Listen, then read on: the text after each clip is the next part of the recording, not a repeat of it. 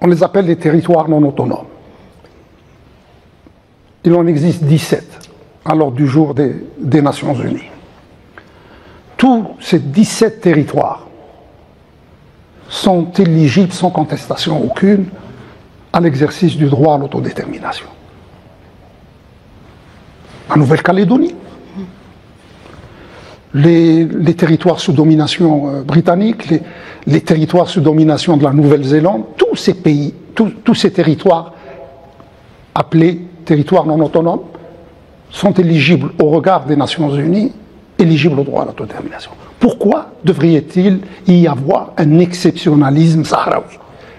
Alors qu'il s'agit d'un pilier de la Charte des Nations Unies. Le droit à l'autodétermination est un pilier de la Charte des Nations Unies et c'est un pilier de la diplomatie algérienne pour une raison très affective, très émotionnelle. D'ailleurs, beaucoup d'Algériens ne le savent certainement pas. C'est la question algérienne aux Nations Unies qui a été à l'origine de la résolution 1514 qui organise tout le dispositif d'exercice du droit à l'autodétermination. Voilà donc M. Ahmed Attaf qui revient sur ces 17 territoires non autonomes, Faisal. Absolument, 17 territoires non autonomes, mais pour juste rappeler historiquement qu'ils sont qualifiés non autonomes au terme du chapitre 11 de la Charte des Nations Unies qui évoque les territoires dont les populations ne s'administrent pas encore complètement elles-mêmes. Il y a une résolution qui est sortie le 14 décembre 1946 de l'Assemblée Générale des Nations Unies qui a dressé d'abord une première liste de 72 territoires. Depuis, il y a eu beaucoup d'indépendance, notamment en Afrique. Et il y a actuellement le comité qu'on a évoqué tout à l'heure, le comité de décolonisation, le C24. C'est le comité chargé d'étudier la situation en ce qui concerne l'application de la déclaration de l'octroi d'indépendance. Les 17 territoires sont globalement administrés par le Royaume-Uni. Par exemple, les îles Gibraltar, les îles turques, de Caïque, le Sainte-Hélène, administré par la France, comme la Nouvelle-Calédonie évoquée par M. Attaf, administré par les États-Unis, comme les Samoa et les îles Guam, et administré par la Nouvelle-Zélande, comme les Tokelau, et d'autres territoires qui sont donc classés. Et effectivement, comme disait M. Attaf, selon l'ONU, ces territoires, les populations de ces territoires, ils ont le droit à l'autodétermination, et personne n'a contesté cela, malgré qu'ils sont administrés par des pays membres du Conseil de sécurité. C'est effectivement une excellente remarque faite par notre ministre des Affaires étrangères. Non, effectivement, c'est ce qui reflète un peu cette géométrie, ce double discours, j'ai envie de vous dire, puisque moi j'irais plus loin. Le Maroc, qui s'y tient beaucoup à ce Sahara occidental, pourquoi il ne devrait pas récupérer ce Btaim Lilia? Pourquoi il ne devrait pas aller justement dans une confrontation avec l'Espagne? Vous voyez bien qu'effectivement, c'est toujours, on s'attaque aux plus faibles. Les îles Persiles, aussi. Par exemple, on s'attaque aux plus faibles, effectivement, pour essayer d'avoir gain de cause et se créer une victoire, encore une fois, populiste et non pas populaire. C'est pour, comme vous l'avez dit, une consommation interne.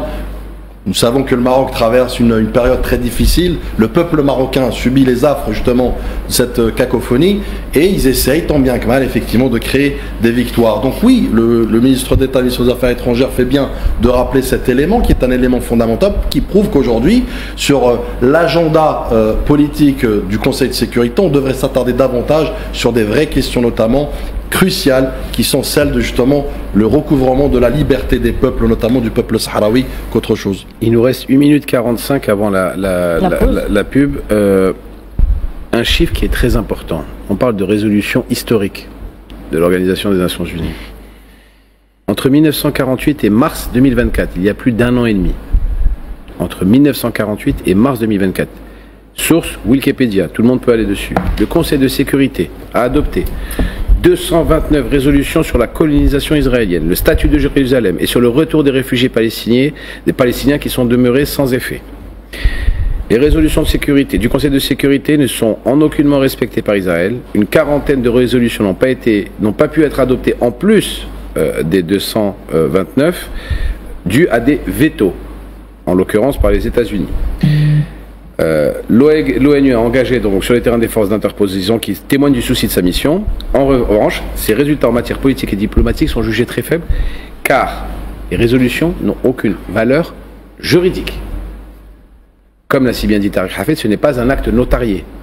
C'est une résolution qui donne en quelque sorte les orientations, mais ce n'est en rien légal.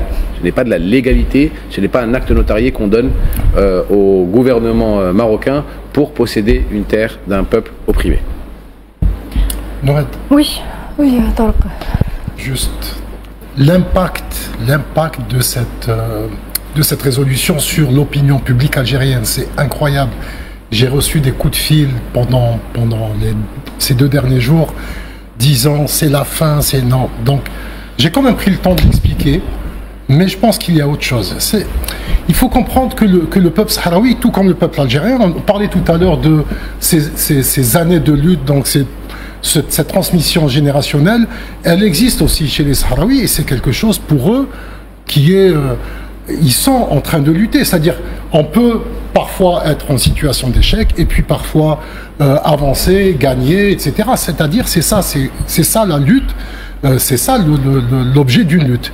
Sauf que maintenant, on est dans une situation à travers le monde, et peut-être même beaucoup ici en Algérie aussi, dans la notion d'immédiateté. C'est-à-dire que les gens veulent militer et au bout de quelques semaines, c'est-à-dire remporter des victoires. Non, une cause, c'est sur des décennies, et c'est exactement ce qui est en train de se passer maintenant avec la question du Sahara occidental. Il faut continuer à avancer, et la solution, elle finira par aboutir. Et je dois dire aussi autre chose, je remercie Dieu qu'il n'y ait pas eu les réseaux sociaux. Du temps de la guerre de libération, il n'y avait pas de réseaux sociaux. Sinon, peut-être que ça aurait été catastrophique. Les gens sont impactés par des déclarations, par des images, et c'est effroyable. Il y a beaucoup de fake news, hein, même si vous permettez, en 2 minutes. Laissez juste M. Ben Saada s'exprimer avant la pub. Je viens de donner une conférence sur les biais cognitifs et sur la guerre cognitive, et il me tend la perche parce que justement, en fait, ce qui se passe dans les réseaux sociaux, c'est qu'on n'arrive pas, nous, à avoir notre narratif. Il faut avoir notre narratif et l'imposer. Mais le problème, c'est qu'on a des algorithmes qui placent certains narratifs là où on paye, là où on donne des pots de vin, là où vous comprenez. Le Maroc est un grand spécialiste des pots de vin et de la corruption. On l'a vu avec Pegasus, on l'a vu avec le Maroc Gate au Parlement européen. Donc, mais ce qu'il faut faire, en fait, il faut travailler sur nos narratifs et essayer de faire, en fait, traverser notre opinion et la diffuser dans notre peuple et essayer de montrer en fait la véracité des choses, parce que les fake news, d'après la loi de Brandolini, vous mentez, vous dites quelque chose qui est faux. Vous savez que l'énergie que vous allez dépenser pour la démentir est beaucoup plus grande que celle que vous avez dépensée pour la dire. Et donc il faut jouer là-dessus. Il faut aussi que nous ayons notre propre narratif. Oui, absolument. L'ambitionniste M. Ahmed Ben Saada, rapidement Faisal, parce que c'est réserve 150 millions de dollars pour le contenu sur les réseaux. Elle donne $7 000 pour un seul statut dépendant l'armée. Et elle a dépensé $4 millions. Écoutez bien, pour que les programmateurs de ChatGPT donnent un biais positif quand vous tapez ChatGPT, pour que le narratif soit positif pour Israël. Et elle a dépensé $42 millions dans la publicité de YouTube pour des narratifs pro-sionistes.